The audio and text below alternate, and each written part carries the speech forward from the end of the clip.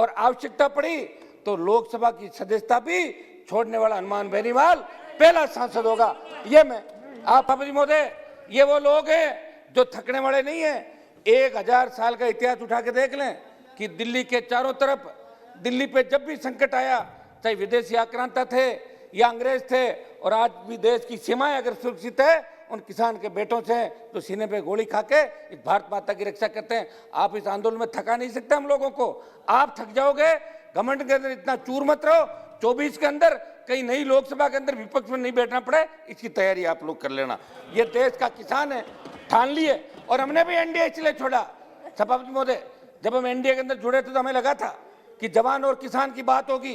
प्रधानमंत्री जी ने जो देश की जनता के सामने 14 और 19 के अंदर ये बात कही तमाम देश के अंदर, तब किसानों को उम्मीद लगी। कांग्रेस ने भी कोई भला नहीं किया किसानों को, मैं ये नहीं कहना चाहता हूं, लेकिन प्रधानमंत्री जी ने कहा कि मैं जब आऊंगा सत्ता के अंदर दोबारा तो आई 3 गुना 4 गुना देश के किसानों की करूंगा, संपूर्ण स्वामीनाथन आयोग की रिपोर्ट लागू करूंगा, जवानों को रोजगार दूंगा। और हम लोग भी सारे इनके झांसे के अंदर आ गए, और आवश्यकता पड़ी तो लोकसभा की सदस्यता भी छोड़ने वाला हनुमान बेनीवाल पहला सांसद होगा। ये मैं आप आज नहीं छोड़ रहा हूँ, आप आज नहीं छोड़ रहा हूँ। अभी तो दादा अभी तो सड़क पे लड़ेंगे सभापति महोदय। मैं चूंकि मैं धन्यवाद दूंगा, भाजपा के साथ जीत के आए उसमें छोड़ना, सुनो मेरी बात, लेकिन भाजपा वाले भी कई मरी वजह जीत। बेनीवाल जी, आप छोड़ो, बेनीवाल जी, इसी बात का तो गठबंधन था। सभापति महोदय, मैं श्रद्धांजलि दूंगा उत्तराखंड के आपका चामोली जिले में। अपना अपना पॉइंट बता दीजिए मैं जल्दी। पॉइंट ही बता रहा हूँ साहब, हम इधर उधर की मत देखिए। ना मैं पॉइंट ही बता रहा हूँ। उत्तराखंड के चामोली जिले में ग्लेशियर बर्स्ट के अंदर जो हमारे भाई चले गए, कुछ लोग लापता है, उन सबको श्रद्धांजलि दूंगा। लगभग जन आंदोलन बन चुका है। ये कोई सिर्फ 6 राज्य का आंदोलन नहीं है, पूरे देश का आंदोलन है। ये भारतीय जनता पार्टी के शांतिपूर्वक तरीके से ये देश का सबसे बड़ा आंदोलन है। ये जन आंदोलन बन चुका है। ये कोई सिर्फ 6 राज्य का आंदोलन नहीं है, पूरे देश का आंदोलन है। ये भारतीय जनता पार्टी के कई नेता जोर जोर से जो भाषण दे रहे हैं, वो सेंट्रल हॉल के अंदर यहाँ के मंत्री मिलते हैं सेंट्रल हॉल, मुझे यही कहते हैं कि यार बिल वापस ले लेते तो हमारा भी पीछा छोड़ने में दिक्कत आएगी 24 के अंदर। ये बात तो ये लोग भी दबी जुबान करते हैं, लेकिन चूंकि एक मिनट रुको सभापति महोदय, नाम अगली बार बताऊंगा, आज नहीं बताऊंगा। सभापति महोदय, विदेशी सभापति महोदय 4 बॉर्डर है, सिंगू बॉर्डर, गाजीपुर, टीकरी और शाहजहांपुर बॉर्डर। एक मिनट रुको साहब, शाहजहांपुर बॉर्डर के अंदर ये शुरुआत हुई कि राजस्थान का किसान आंदोलित नहीं है। पंचायत चुनाव के अंदर हम जब राजस्थान में गए तो 17 जिलों में प्रचार था, 21 जिलों में चुनाव थे पहले चरण के। हर जगह लोगों ने एक ही बात कही कि साहब एक मिनट साहब, वो तो सिंगू बॉर्डर को शंभू बॉर्डर राहुल गांधी जी ने बोला था, मैं तो ले लिया सिंगू बॉर्डर ही बोला हूँ, मैं राहुल जी की तरह शंभू नहीं बोला हूँ उसको। सभापति महोदय, ये क्या राजस्थान के अंदर कहा कि आंदोलन नहीं हो रहा है, और राजस्थान में 1 लाख लोगों ने कूच किया 26 दिसंबर को, 1 लाख लोगों ने शाहजहांपुर बॉर्डर। और ये हाईवे पहली बार जाम हुआ 70 साल के अंदर, आज़ादी के बाद पहली बार जयपुर दिल्ली का जो राष्ट्रीय राजमार्ग है इसको जाम किया। और किसान इतने शालीनता से वहाँ बैठे कि सर्विस रोड खुली हुई है, अगर कोई एम्बुलेंस है, कोई दूसरी तरह की जो अति आवश्यक सुविधाएं, उसके अंदर वो सेवा भी करें, समर्पण भी करें और खुद अपने हिसाब से सारा आंदोलन करें। सभापति महोदय, हमारा तो सरकार से यही निवेदन है कि जो किसानों की प्रमुख मांग है, सरकार पहले कह रही थी कि कृषि बिल अच्छे हैं, मंत्रियों को इलाकों में भेजा, सांसदों को भेजा कि रैलियां करो, लोगों में जन जागरण अभियान चलाओ। जब लोगों ने नकार दिया, 500, 700, 1000, 1500 की भीड़ होने लगी, तो सरकार के मुखिया ने आदेश दिया कि अपने रैलियां मत करो, रुक जाओ, और ये लोग रुके। अगर ये बिल सही था तो अमेंडमेंट किस बात का कर रहे थे आप? क्या किसान संगठनों से वार्ता कर रहे थे? और फिर आपने कहा हम होल्ड कर देते हैं 1.5 से 2 साल। जब आप 1 फुट पर आई गए, जब आपने अपनी गलती मान ली, तो तीनों बिल वापस ले लो, देश का किसान उठ के चला जाएगा।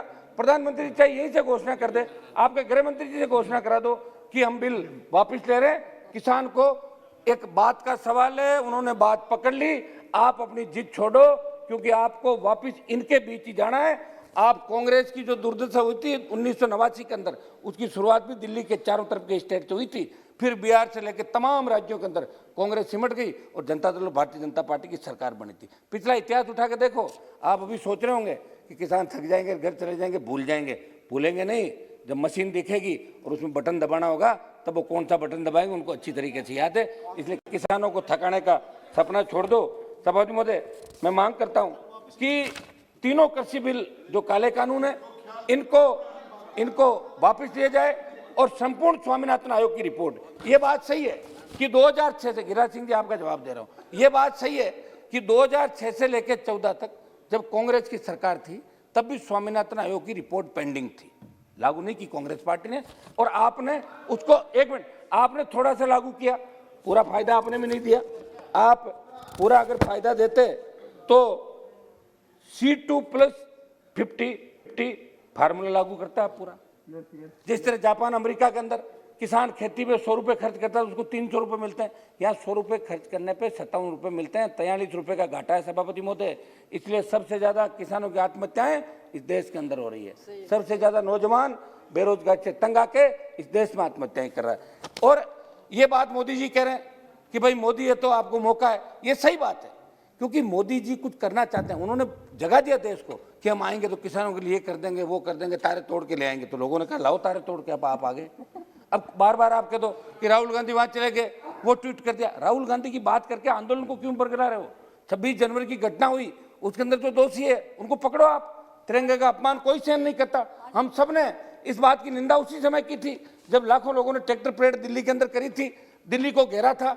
और सभापति महोदय, तिरंगा, किसान के बेटों ने हमेशा तिरंगे की लड़ाई लड़ी, आजादी से लेकर पहले यहाँ जो बैठे हैं, आजादी की लड़ाई से लेकर आज तक मेरे हिसाब से तमाम जातियां जो बैठी है, ये कोई जातीय मुद्दा भी नहीं है, तमाम, एक मिनट आपकी तरफ भी कर रहा हूं, दोनों तरफ, तमाम लोगों ने आजादी के आंदोलन से लेकर आज तक हमेशा संघर्ष किया, देश को आजाद कराया अंग्रेजों से, और आज भी देश की सीमाओं पर रक्षा करते हैं। वो किसान आंदोलन में किसान कभी तिरंगे का अपमान नहीं कर पाएगा।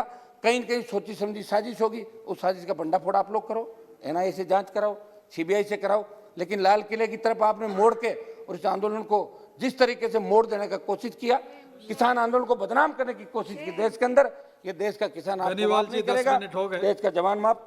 ये 1-2 मिनट दो सर, 1 मिनट, हम आपकी लोकसभा चलाने में सबसे ज्यादा साथ हैं।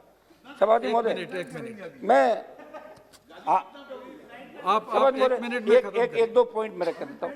सभापति महोदय, मेरी यही डिमांड है। सभापति महोदय, आज प्रधानमंत्री जी आए तो 25 हम लाने में थे, अब की बार आ जाना आप लोग।